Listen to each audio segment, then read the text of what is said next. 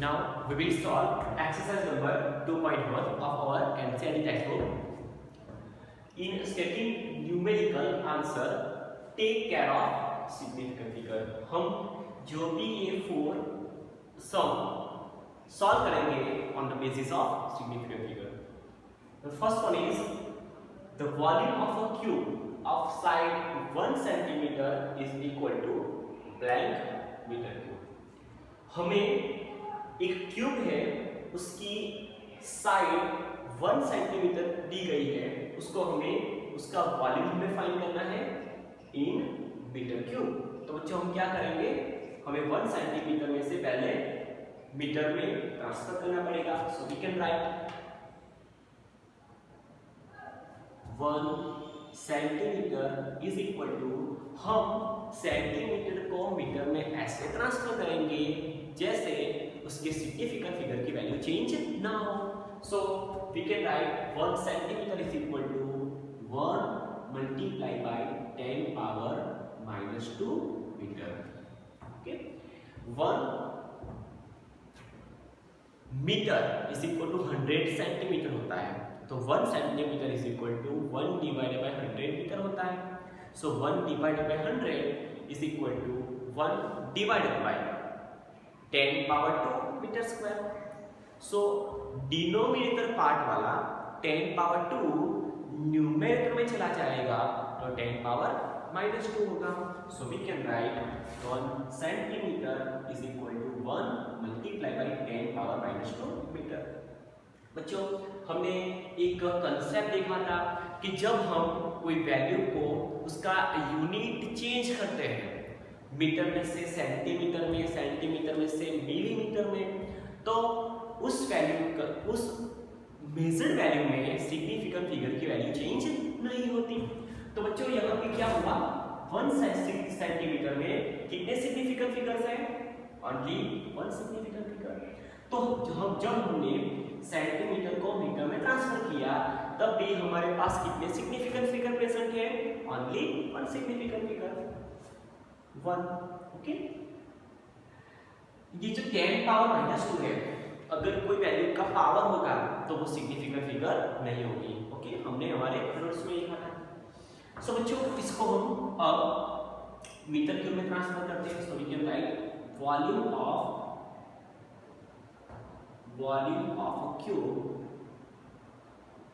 that is V is equal to cube का volume, चलो that is each length are of same length or same magnitude. So we can write V is equal to L cube. So L is equal to length है 1 multiplied by 10 power -2 metre whole cube. So 1 का cube क्या होगा?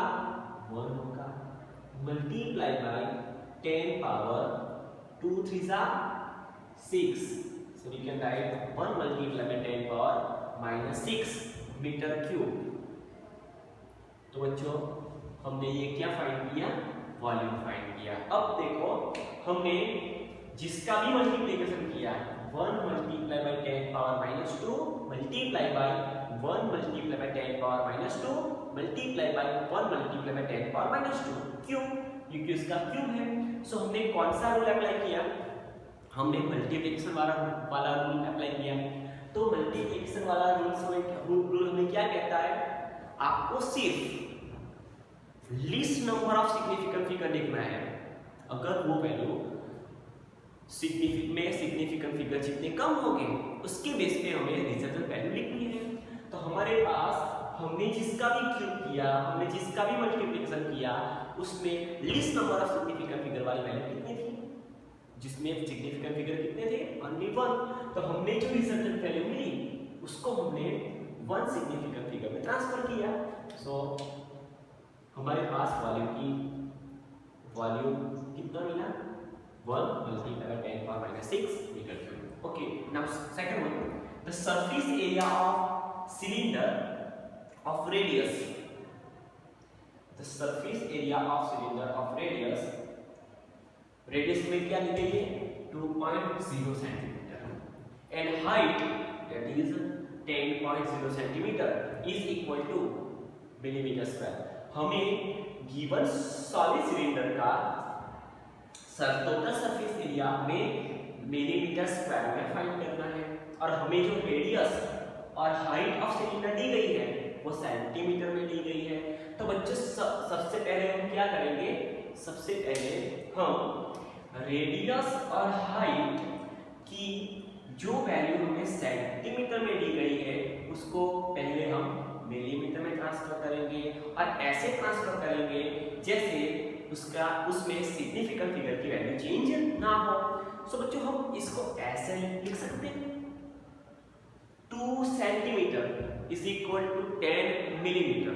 So we can write 2 multiply by 10 power, इसको हम ऐसे लिख सकते हैं 2.0, और अगर 0 आफ्टर डेसिमल पॉइंट होगा और at the end of the value होगा तो वो सिग्निफिकेंट फिगर होगा।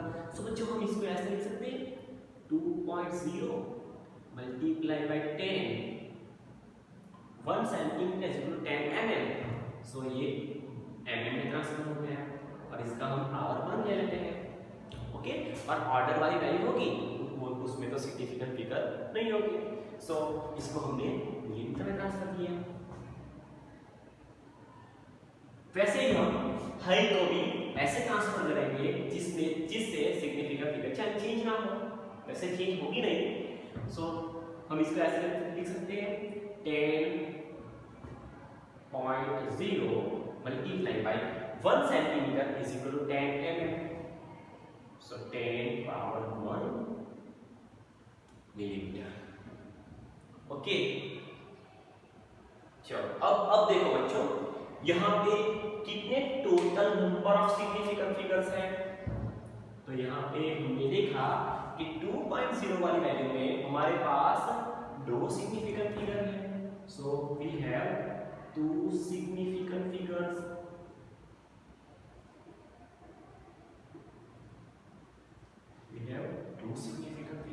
और ये जो हाइट है उसमें हमारे पास कितने सिग्निफिकेंट फिगर है, we have 3 significant figure.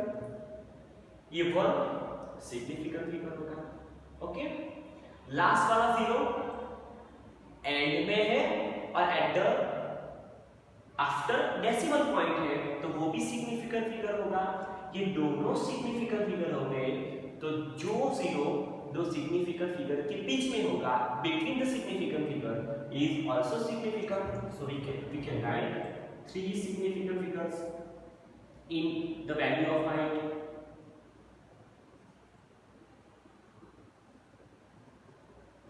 Okay, चलो तो हमने क्या किया, हमने रेडियस और हाइट को सेंटीमीटर में से मिलीमीटर में ट्रांसफर कर दिया। अब बच्चों देखो, what is the formula to find total surface area of solid cylinder. तो बच्चों पहले ये देखो कि हमारे पास सॉलिड सिलेंडर है, उसमें टोटल कितनी साइड्स होगी।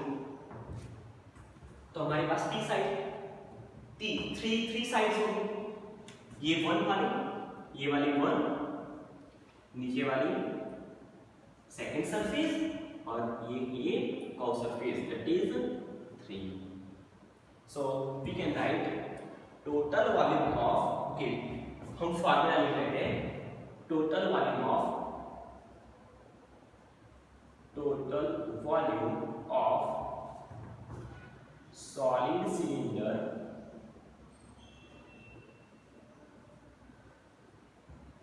That is V is equal to, चलो हम फर्स्ट साइड की बात करेंगे तो फर्स्ट साइड का एरिया कितना होगा, सर्कल जैसा दिखेगा, और सर्कल का एरिया कितना होता है pi R square. So we can write pi R square.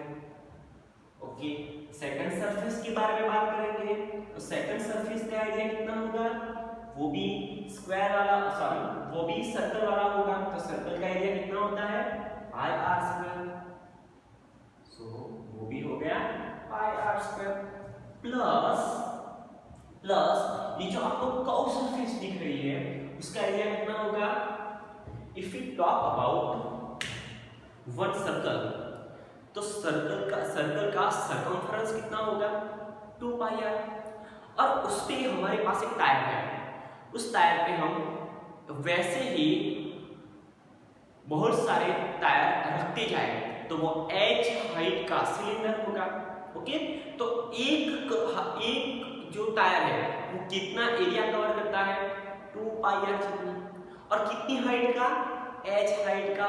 So we can write the area of this curve surface is 2 pi r एक और h हाइट का cylinder. So we can write 2 pi r h। अब देखो, therefore volume V is equal to pi r square plus pi r square. So we can write 2 pi r square plus 2 pi r square plus 2 pi r h. Okay, तो इसको हम common ले लेते हैं 2 pi r को. So we can write 2 pi r in bracket r plus h. Okay, now where 2 as it is, value of pi that is 3.14 multiplied by r, value of radius that is 10.0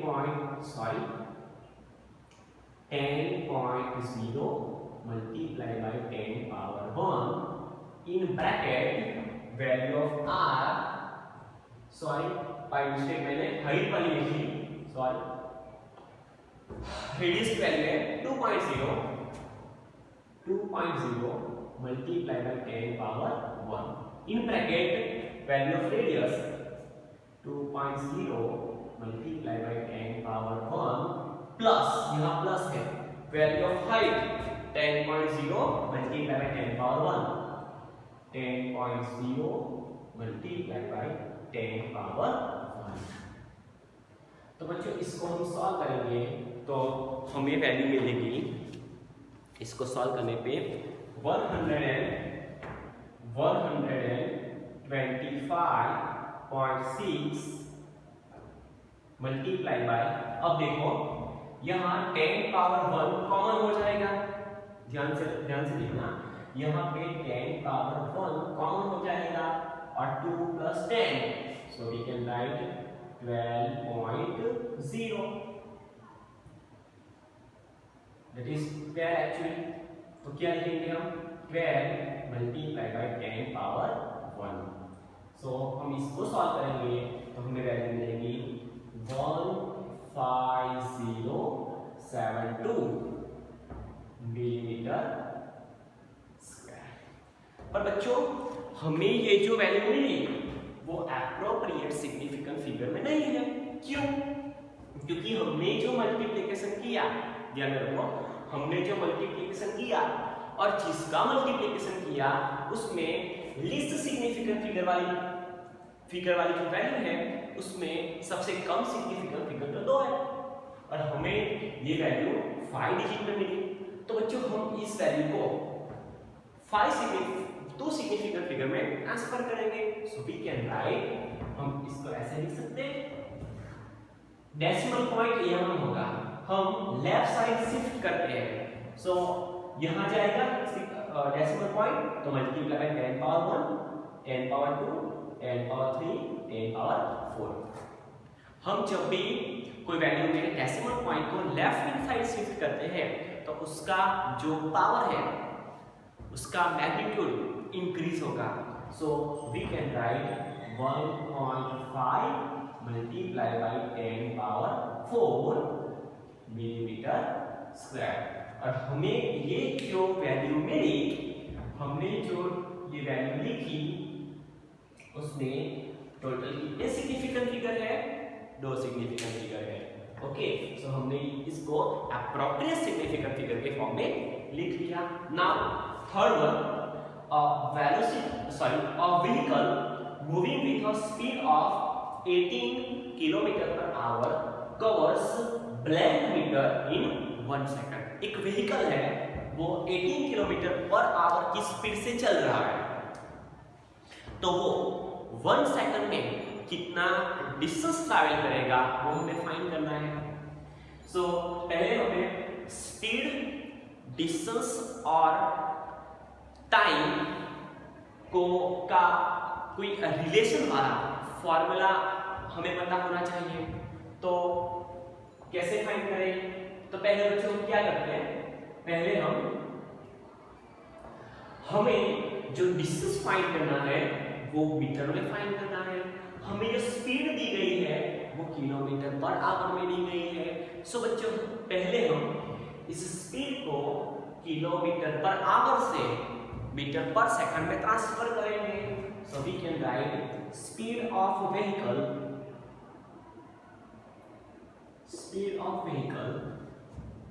which is denoted by v is equal to 18 kilometer hour power minus 1. We can write divided by hour. Okay, so v is equal to velocity v is equal to 18, चलो 1 kilometer means 1 kilometer 10 power 3 metre. Okay, हमने kilometre का ऐसे metre में transfer किया कि उसमें significant figure की value change ना हो।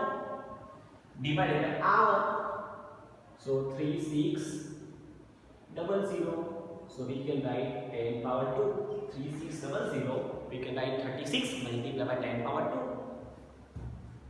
second 18 divided by 36, 18 2 are 36, so we can write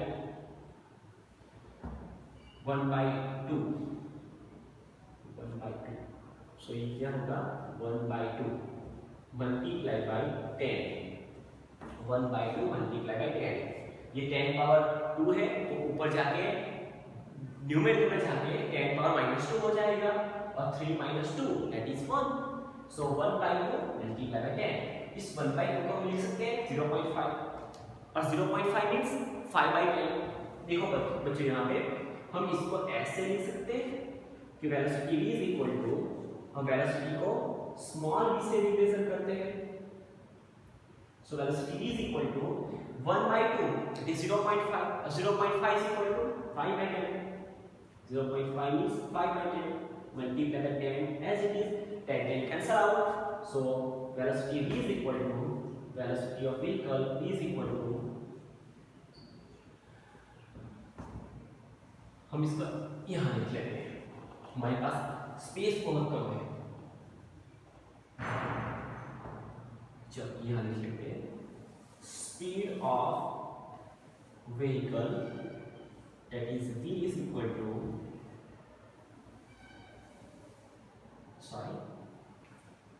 18 kilometre per hour. So v is equal to 18 kilometer. So we can write 18 multiplied by 10 power 3 meter, because 1 kilometer is equal to 1000 meter and 1000 meter that is 10 power 3 meter, and 1 hour is equal to 3600 second. So we can write 36 multiplied by 10 power 2 second.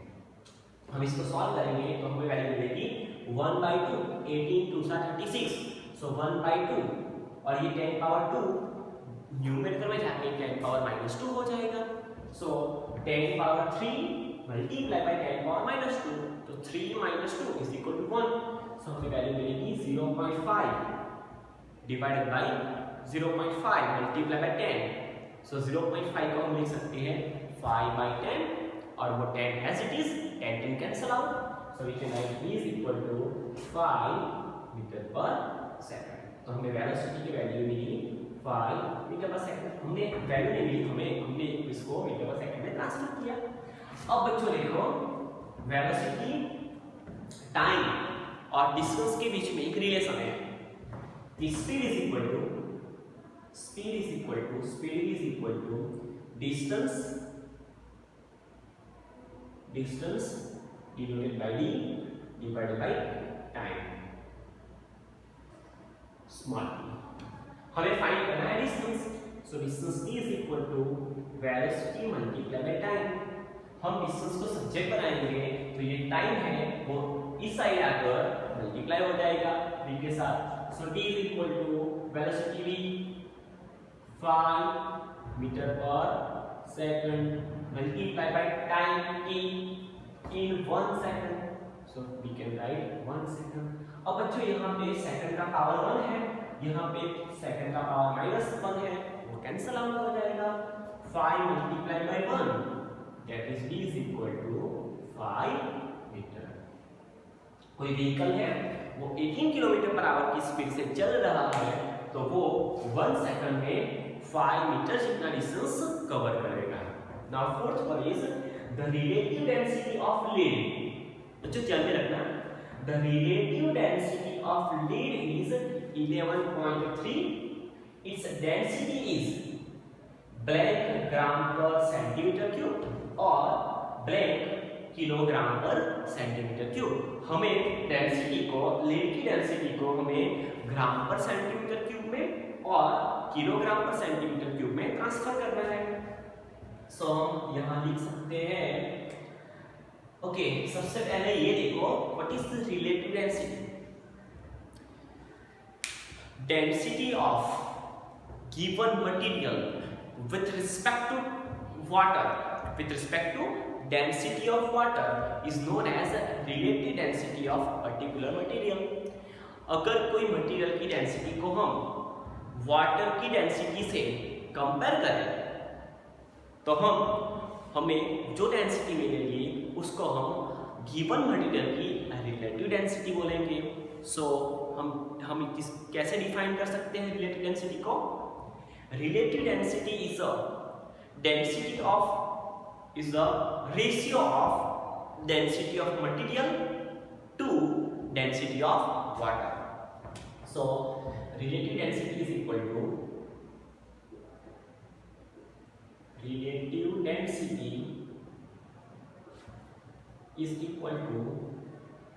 density of material। तो लिख सकते हैं relative density of lead is equal to density of lead divided by density of water। Okay चलो अब देखो density of lead हम पहले kilogram per metre cube में फाइंड करते हैं, फिर हम ग्राम पर सेंटीमीटर क्यूब में फाइंड करेंगे। चलो हमें डेंसिटी ऑफ लीड फाइंड करना है। सो डेंसिटी ऑफ लीड को हम सब्जेक्ट बनाएंगे। बच्चों हम इस रिलेटिव डेंसिटी को ऐसा लिख सकते हैं, density rho is equal to density of lead, that is density of lead rho L divided by density of water rho double L. Okay हमें फाइंड करना है डेंसिटी ऑफ लीड, सो हम रो एल को सब्जेक्ट बनाएंगे। So we can write rho L is equal to rho multiply by rho double L, that is density of water. अब बच्चों देखो rho L is equal to density of lead, that is relative density of lead which is 11.3, हमें दी गई है 11.3, और density of water in kilogram per metre cube that is 10 power 3, 1000 kilogram per metre cube is the density of water. So density of water is 10 power 3 kilogram per metre cube. सो हमें density of lead in kilogram per metre cube कितनी मिली? 11.3 multiply by 10 power 3 kilogram per metre cube. और बच्चों देखो हम according to significant figure इसकी बात करें तो हमें लीड की रिलेटिव डेंसिटी कितनी है? 11.3, मींस उसमें 3 सिग्निफिकेंट फिगर है। तो हमने जो लीड की डेंसिटी फाइंड की उसमें भी कितने सिग्निफिकेंट फिगर है? 3 सिग्निफिकेंट फिगर है। अब बच्चों इसको हम centimetre gram per centimetre cube में ट्रांसफर करेंगे। So how can we write? हमें यहाँ पे law of conservation of space use करना पड़ेगा। ओके चलो अब इसको हम ट्रांसफर करते हैं। Rho L is equal to 11.3 multiply by 10 power 3 kilogram divided by metre cube, या तो हम ऐसे लिख सकते हैं किलोग्राम मीटर पावर -3। अब बच्चों देखो इसको हम थोड़ा सिंपलीफाई करेंगे तो ऐसा लिख सकते हैं 10.3 multiply by 10 power 3 multiply by 1 kg multiply by 1 metre whole power -3। देखो यहाँ पे ध्यान से 11.3 as it is, 10 power 3 as it is, multiply by 1 kg multiply by 1 meter whole power minus 3. तो 1 power minus 3 that is 1 और meter power minus 3 which is that is 10 meter power minus 3. So इसको हम simplify करेंगे तो हमारे पास answer मिलेगा 11.3 multiply by 10 power 3 multiply by 1 kg is equal to 1000 gram. So we can write 10 power 3 gram multiply by 1 meter is equal to 100 centimeter. That is 10 power 2 centimeter whole power minus 3. So density of lead is equal to 11.3 multiplied by, अब बच्चों ध्यान रखो ये होगा 10 power 3 multiplied by 10 power 3 that is 10 power 6 multiplied by, और ये ग्राम में हो गया 10 power 2 2 3 6 minus 6. So we can write 10 power minus 6. ये ग्राम as it is, ये सेंटीमीटर पर cube as it is, centimetre raised to minus 3 as it is. So we can write rho L is equal to 11.3 gram per centimeter cube. तो हमें क्या मिला 11.3 gram per centimeter cube. Okay, ये 10 power 3, ये 10 power minus 6, 10 power 6, 10 power minus 6 cancel out हो गए. So हमें last answer मिला rho L is equal to 11.3 gram per centimeter cube. Thank you.